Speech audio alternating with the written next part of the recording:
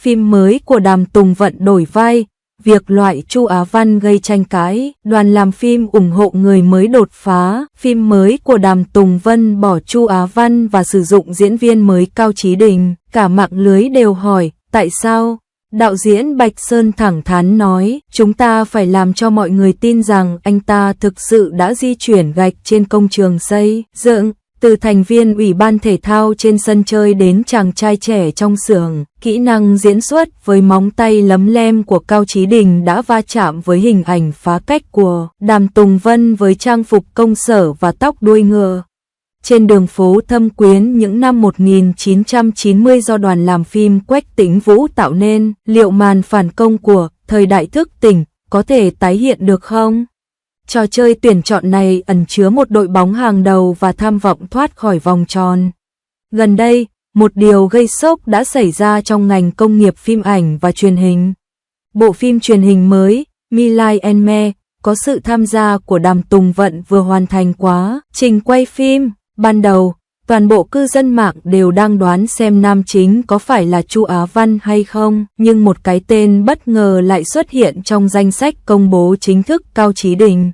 Ngay khi tin tức này được công bố, bạn bè tôi đã vây quanh và Weibo trở nên sôi động.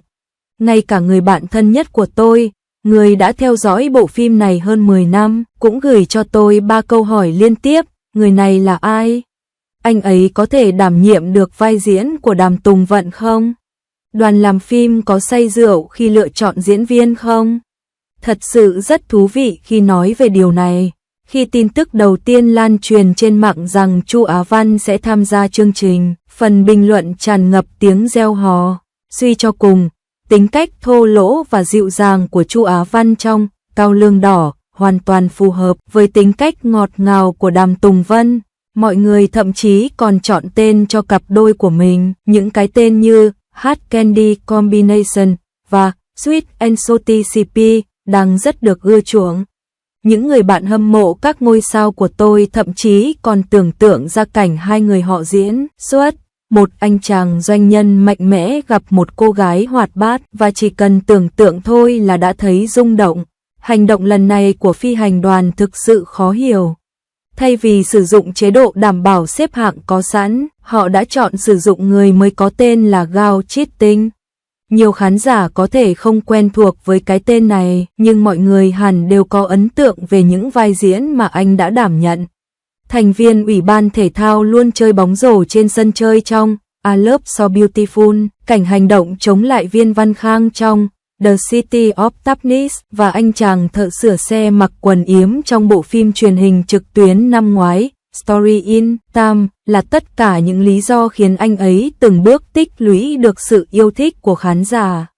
Tôi nhớ khi xem A Time to Life and A Time to Die vào năm ngoái, tôi nhận thấy nam diễn viên này có một nguồn năng lượng đặc biệt. Anh vào vai một chàng trai trẻ từ quê lên thành phố để làm việc.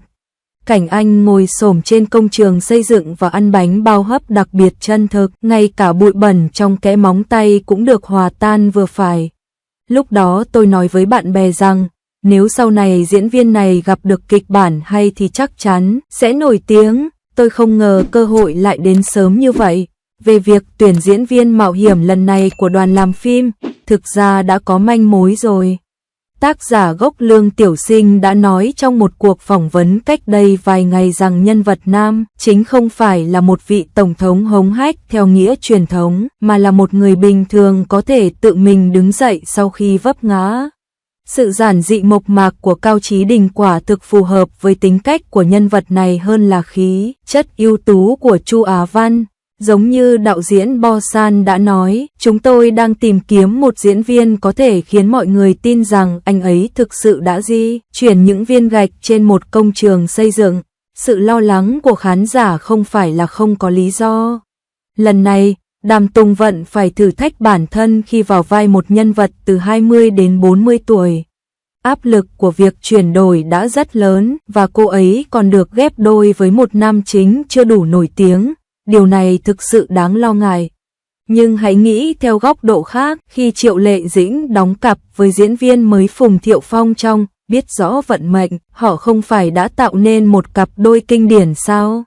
Đôi khi, Phản ứng hóa học giữa các diễn viên không thể được xác định bởi địa vị của họ. Nói về đội ngũ sản xuất, lần này họ có một sự kết hợp tuyệt vời. Biên kịch Quách Tĩnh Vũ và đạo diễn Bạch Sơn, cặp đôi lão luyện, vừa có sự trở nên ngoạn mục vào năm ngoái với Đường Thư Kỳ. Điều họ làm giỏi nhất là biến những câu chuyện đấu tranh của những con người nhỏ bé trở nên nồng nhiệt và thực tế. Lần này, họ tình cờ gặp được tiểu thuyết hiện thực của Lương Tiểu Sinh, đúng là sự kết hợp hoàn hảo. Tôi nghe nói để tái hiện Thâm Quyến những năm 1990, đoàn làm phim đã đặc biệt xây dựng 3 con phố, thậm chí cả những chiếc cốc tráng men bán ở các quầy hàng ven đường cũng là đồ thật được mua từ chợ trời. Điều mọi người tò mò nhất hiện nay chính là lần này Tần Tùng Vân sẽ phá vỡ danh hiệu em gái quốc dân như thế nào. Trong những bức ảnh của Reuters bị rò rỉ cách đây vài ngày, cô mặc trang phục làm việc rộng rãi và tóc được buộc đuôi ngựa thoải mái, hoàn toàn khác biệt so với phong cách bộ đồ thủy thủ trước đây của cô. Chuyên gia trang điểm tiết lộ trong một cuộc phỏng vấn rằng anh cố tình thêm các nếp nhăn ở khóe mắt của cô và hạ giọng khi nói chuyện. Nếu những chi tiết này được xử lý tốt, chúng có thể trở thành bước ngoặt trong sự nghiệp của cô. Đối với Cao Chí Đình, cơ hội này vừa là cơ hội, vừa là tình thế sống còn đối với anh ta. Nếu anh có thể đảm nhiệm vai diễn của Đàm Tùng Vận, có thể anh sẽ sao chép được đường lối phản công của Trương Nhược Vân như trong Hạnh Phúc Cuộc Sống. Nhưng nếu khả năng diễn xuất của anh không được cải thiện, anh có thể sẽ lại bị xếp vào hàng kẻ thích gây kịch tính. Theo như đoạn trailer đã phát hành, cảnh hai người diễn xuất đối diện nhau ở quầy hàng chợ đêm khá cảm động. Đàm Tùng Vân cười trong nước mắt, Cao Chí Đình bất lực đưa khăn giấy cho cô. Cảm giác mơ hồ muốn nói điều gì đó nhưng không thể nói, thực sự mở mang tầm mắt. Có một hiện tượng rất thú vị trong ngành công nghiệp phim ảnh và truyền hình hiện nay, ngày càng nhiều nhà sản xuất chọn diễn viên dựa trên vai diễn, thay vì chọn vai diễn dựa trên diễn viên, giống như thế giới năm ngoái đã mạnh dạn sử dụng Lay Jiayin và Shin Bae Trinh, và nó đã trở thành hit của năm. Thị hiếu của khán giả cũng đang thay đổi. So với hào quang ngôi sao, mọi người sẵn sàng trả tiền nhiều hơn cho những kịch bản chắc chắn và kỹ năng diễn xuất tốt. Tranh cãi về dàn diễn viên của Milai Enme có thể dẫn đến một đợt cải tổ mới trong ngành. Tuy nhiên, gần đây khi theo dõi một chương trình tạp kỹ về cuộc thi diễn viên, tôi phát hiện ra rằng những người nhận được nhiều phiếu bầu nhất từ khán giả thường không phải là những người có lượng người xem cao mà là những người có tài năng thực sự, có thể thổi hồn vào những nhân vật nhỏ. Đây có thể là lý do tại sao nhà sản xuất dám sử dụng gao cheating trong thời đại mà khán giả ngày càng khó tính, thì sức hấp dẫn thực sự quan trọng hơn bất cứ điều gì khác. Như mẹ tôi vẫn nói, mục đích của việc xem TV là để thấy sự thật, đúng không? Còn quá sớm để dự đoán thành công hay thất bại. Xét cho cùng, phim điện ảnh và phim truyền hình là nghệ thuật sáng tạo tập thể. Từ khâu chỉnh sửa kịch bản đến biên tập hậu kỳ, mọi liên kết đều có thể ảnh hưởng đến hiệu ứng cuối cùng. Nhưng ít nhất từ những thông tin được công bố cho đến nay, bộ phim này có 3 yếu tố khiến nó trở thành một hit. Đội ngũ sản xuất hàng đầu hỗ trợ, sự thay đổi tuyệt vọng của Đàm Tùng Vận và những khả năng chưa biết của các diễn viên mới. Sự va chạm của những yếu tố này đã kích thích sự thèm ăn của khán giả. Bạn có để ý rằng những bộ phim truyền hình nổi tiếng trong những năm gần đây thường phá vỡ các quy tắc không? Giống như Awakening X, ban đầu không ai tỏ ra lạc quan, nhưng sau đó đã tạo được chỗ đứng nhờ vào chất lượng của mình.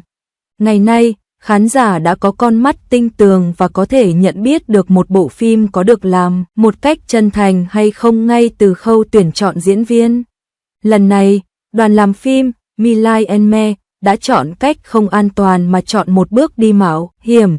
Điều này cho thấy sự chân thành của họ khi muốn tạo ra một sản phẩm chất lượng.